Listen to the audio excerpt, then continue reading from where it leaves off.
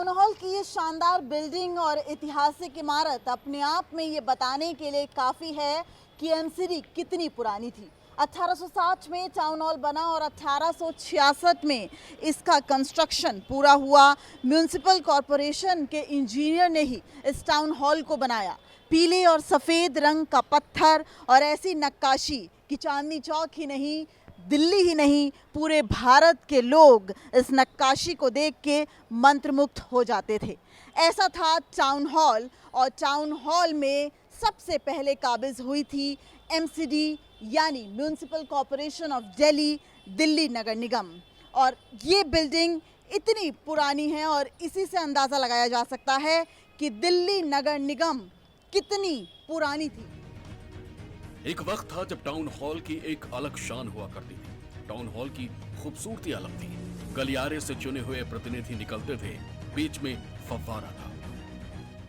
जरा आप देखिए दिल्ली 6 की खूबसूरती, जहां था दिल्ली नगर निगम का पहला पता टाउन हॉल, और ये है दिल्ली 6। और आखिर कैसे इतना अपनापन उन नेताओं में बना रहता था। बात करें शांति देसाई की, बात करें साहिब सिंह वर्मा की, जयप्रकाश अग्रवाल की, दीप चंद की, जब वो एमसीडी के सदन में मुद्दों को उठाते थे, मुद्दों पर चर्चा करते थे, तो मतभेद जरूर होते थे लेकिन मनभेद नहीं होते थे। और क्या होता था कि वो टाउन हॉल से बाहर निकल के आ जाते थे सीधा चाट पकौड़ी खाने या नटराज के ये दही भल्ले खाने। जब इन दही भल्लों का स्वाद चखते थे तो आपस में मतभेद भी होते थे, विचारधारा की लड़ाई भी होती थी, लेकिन मनभेद नहीं होते थे। और यही खूबसूरती थी दिल्ली नगर निगम की और उस वक्त के नेताओं की। दिल्ली नगर निगम के पार्षद और मेयर की क्या पावर होती थी, ये जानने के लिए हमने नगर निगम के कुछ वरिष्ठ नेताओं से बात की, तो उन्होंने इतिहास के पन्नों से कुछ रोचक जानकारियां दी।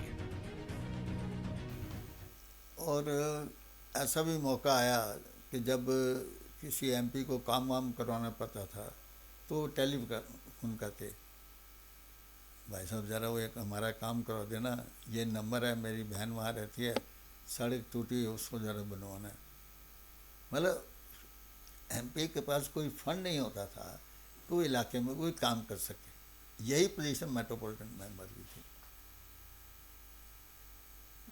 वह कि एक बार जब मैं मेट्रो में था तो किसी ने मुझे क्वेश्चन किया, आपको क्या पसंद है? मुझे कॉर्पोरेशन। 100 काउंसलर हुआ करते थे और 6 एडरमैन होते थे, सारी दिल्ली को जो रन करते थे। लेकिन काउंसलर को इतनी ज़्यादा रिस्पेक्ट दे रखी होती थी कि अगर वो टाउन हॉल के बरामदे में भी चलता है तो जो भी अफसर रास्ते में जा रहा है या अपनी कुर्सी पे बैठा है वो खड़ा हो जाता था। एक प्रिविलेज था कारपोरेशन के काउंसलर को तब, जो अब खत्म हो गया है। दिल्ली नगर निगम देश ही नहीं बल्कि दुनिया की सबसे बड़ी नगर पालिका संगठन है। दिल्ली नगर निगम तकरीबन 1.5 करोड़ लोगों को नागरिक सेवाएं प्रदान करता है। 2011 में दिल्ली में कांग्रेस की सरकार थी और शीला दीक्षित मुख्यमंत्री थी। उस समय दिल्ली नगर निगम को 3 हिस्सों में विभाजित किया गया: दक्षिणी दिल्ली नगर निगम, पूर्वी दिल्ली नगर निगम और पश्चिमी दिल्ली नगर निगम। तर्क था कि 3 हिस्सों में बंटने से ये व्यवस्थित हो जाएगी।